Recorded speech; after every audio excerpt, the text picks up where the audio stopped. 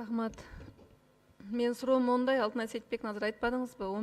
2017 жылы 11 миң Кытай мамлекетинен жаранга эмгек миграциясына квота бөлүнгөн деп. Ошонун баары кирген тууралуу маалымат ким бере алат? Ошол 11 миң квота алган жарандар баары кирдиби, кирбедиби, канчасы кирди?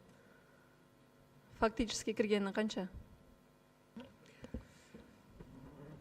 Махабат Эргешевна, 16.490 жалпысынан квота каралган, анын ичинен 9.600 17 жыл. 18 жылы. 17 жыл сурап атам мен. 17 жылы бар го.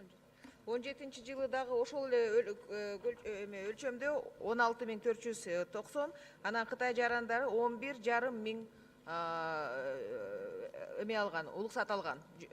Ошолордун баары алган. Булар болсо жанагы кайрылып, анан кимдерге берилген болсо ошол 11,5 миң. Мен суроомду кайра кайталайм, мен убактын токтотуп коюңуздарчы. Айда Камчыбековна айтып койсоңуз. Кирес. Суроону уксаңыздар, барыңыздар.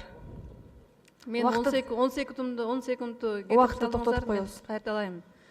17 жылы 11 миң квота берилген деп жатасыз, Ошонун фактически киргени канча деп, ушул маалыматты ким бере алат деп суроо бердим. Бунун баары тең фактически баары киргенби? Ооба, ошол кайсы ким жооп бере алат ошол? Алар кирип ошол квотага кайрылган. Ошондон миграция баары кирген ошончо. Ооба. Алар болсо Анда мен силерге аябай мындай фактын айтып берейин, бир-эки мен 15-20 фирманы изилдедим. Мынакей Синьцзянский ЭКРР деген фирма соцотчислениясы бир эле киши экен, бирок квотасы 116 алган. Айырмасын байкап атасыздарбы?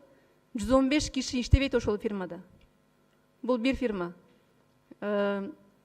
Осо Архар Лачын деген бир эле соцотчисление бар, 54 квота алган. Мына ушундай баарын окусам мен убактым жетпейт, ушундай факты толтура. Бул 20 эле фирма. Ким жооп берет ошого? Миграция кызматы азыр сизге жооп берет. Саламатсызбы.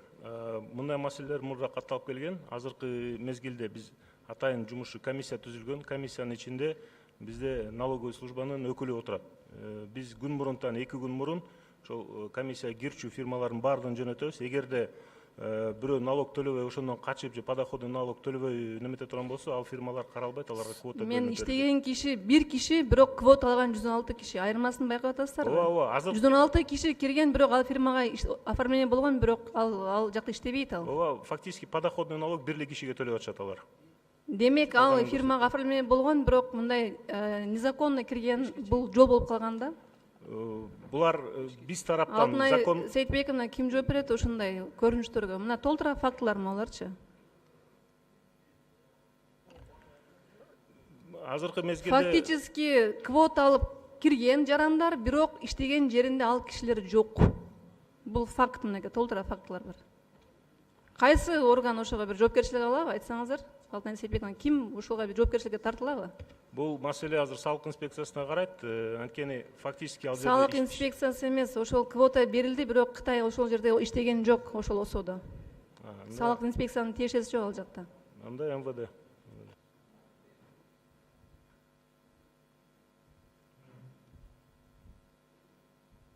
Жооп бересиздерби?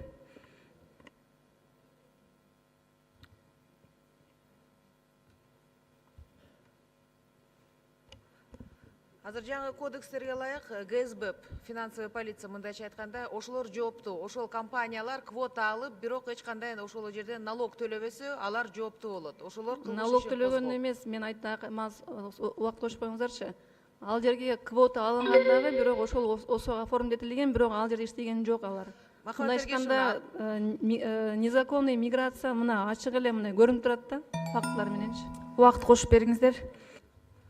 Ошол ГСБ ошонун баарын тең изилдеп чыгыш керек да. Квота алгандан кийин ошол жарандар, демек алар болсо Кыргызстанга келип арыз менен кайрылган. Ушунча кишиге квота бергиле деп. Анан балким алар келип, бирок жанагындай налогтон качып, балким алар 115 тең иштеп атат, бирок бир эле кишиге. Балким иштеген жок ал жакта, туурабы? Вот эми ошону ГСБ жаңы кодекске ылайык ГСБ службасы текшерет. Бул 17 жылда болгон фактылар. Мен ошондуктан түндүк электрондук системага ошол текшерүү боюнча, көзөмөл алуу боюнча киргизиңиздерчи ошол. бүтүрүп алсын. Махабат Эргешовна четтен келгендерди ошол электрондук системага киргизсеңиздер түндүккө ошондо абдан мындай ачык айкын болот да, баарыбызга оңой болот, элге дагы ачык айкын болот. Ошону мен кат жазганмын, ошону эске алыңыздарчы. Махабат Эргешовна, азыр болсо жанагы ИСУМ системасы бар, единый статистический учет внешней миграции. Биринчи этапы уже ишке ашырылды. Бүт жанагы границадан өткөн адамдарды келгени чыкканы катталып турат. Экинчи этапта ошол жана сиз айткан болот. Бүт тийиштүү органдар ошол жерге интеграция болот, маалыматы. Келгенде катталат канча мөөнөткө виза берилди. Анан ошол визасы өтүп, ал жаран чыкпаган болсо, жанагы мындайча айтканда кызыл күйөт, флажок. Анан жанагы тиешелүү органдар издеп эметишет да. Ошол этапы азыр чара Мен көрөт. бул фактылардын негизинде жыйынтык кылат элем. 11.000 квота менен келген Кытайдын официально иштеген 11%, калгандары мыйзамсыз кирип бул жакта жүргөндөр. Ошол факттын аягына чыгыш керек. Алтын эсепим, муну мен аягына чыгарабыз, изилдейбиз, тиешелүү органдар менен иштейбиз. Жоопкерчиликке тартыш керек ошо ошол биз болсо кишилерди. жана ГСБПке сиз айткан маалыматты беребиз.